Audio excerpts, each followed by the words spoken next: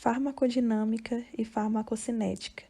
Trabalho da disciplina Terapêutica Médica 1 do curso de Medicina da PUC Minas Betim, professor Tiago Lazzaroni.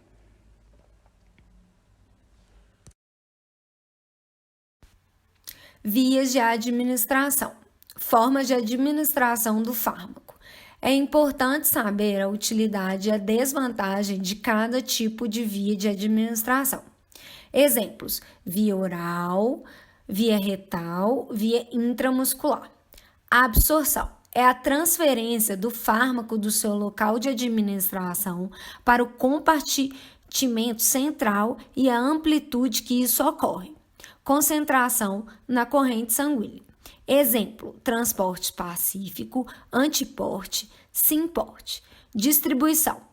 Depois da absorção na corrente sanguínea, o fármaco distribui-se para os líquidos intersticiais e intracelulares. Esse processo depende de alguns fatores fisiológicos e das propriedades fisioquímicas específicas de cada fármaco.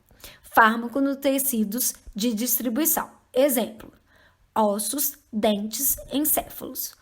Metabolismo. O metabolismo dos fármacos e outros compostos genobióticos em metabólicos mais hidrofílicos é essencial à sua eliminação no organismo, bem como a cessação de suas atividades biológicas e farmacológicas.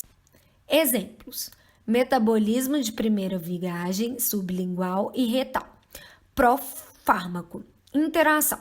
Alguns fármacos alteram o metabolismo de outros fármacos. Exemplo: etanol inibe a enzima CY450 do fígado, a qual é importante para o metabolismo de outros fármacos. Eliminação. Rim. Fármacos hidrofílicos são eliminados pela urina, em sua forma inalterada ou em sua forma ativa. Além disso, depende do pKa do fármaco. Exemplo: penicilina é liberada pela urina em sua forma ativa. Sistema hepatobiliar. Alguns fármacos são secretados pela bile através do fígado, mas a maioria deles é reabsorvida pelo intestino.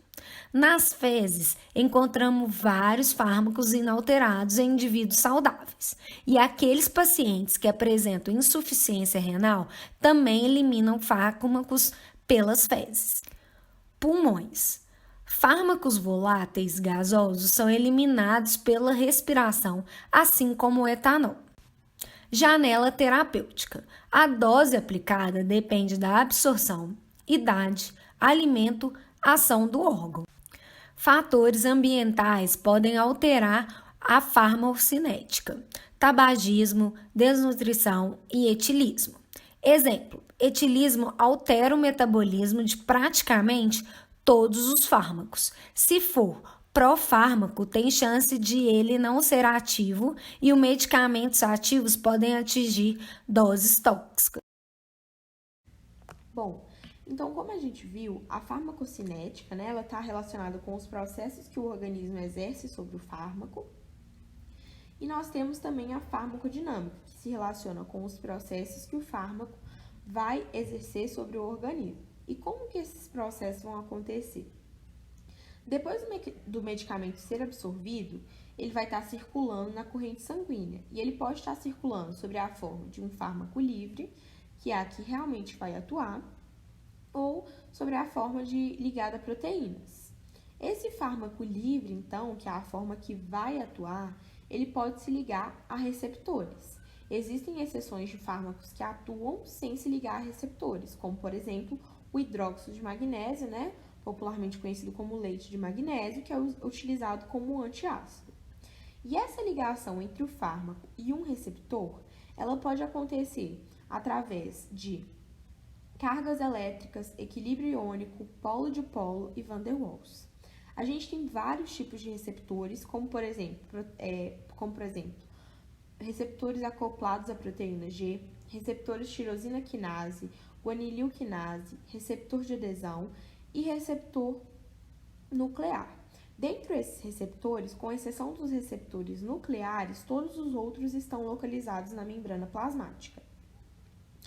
E essa ligação, então, do fármaco com o receptor é uma ligação específica, né? Também chamada de ligação chave-fechadura, porque ela é específica. E quando ele se liga, ele pode ter um efeito agonista ou excitatório, que aí são no caso de receptores primários ou alostéricos, ou um efeito antagonista inibitório, que é quando ele se liga a receptores competitivos, alostéricos e químicos. Depois que ele se liga, então, a esse receptor específico, vai ser desencadeado um sinal químico, que geralmente é a fosforilação. E aí, então, vai ter um segundo mensageiro, geralmente, né? Por exemplo, um exemplo que a gente tem é o AMP cíclico, que vai desencadear uma cascata química, né, de reações químicas e bioquímicas amplificadas, que vai denominar o processo chamado de amplificação. E aí, o que acontece, então?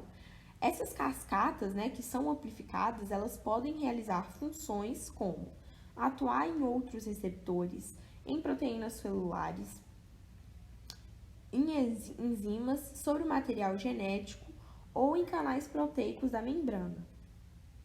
E aí, dois mediadores de sinais dessa cascata, né, de reações que a gente tem, por exemplo, o fósforo e o cálcio. Depois de acontecer esse processo todo, essa ativação do receptor, ela vai disparar um circuito de retroalimentação que vai ou desligar esse receptor no qual o fármaco se ligou, ou remover ele da superfície celular.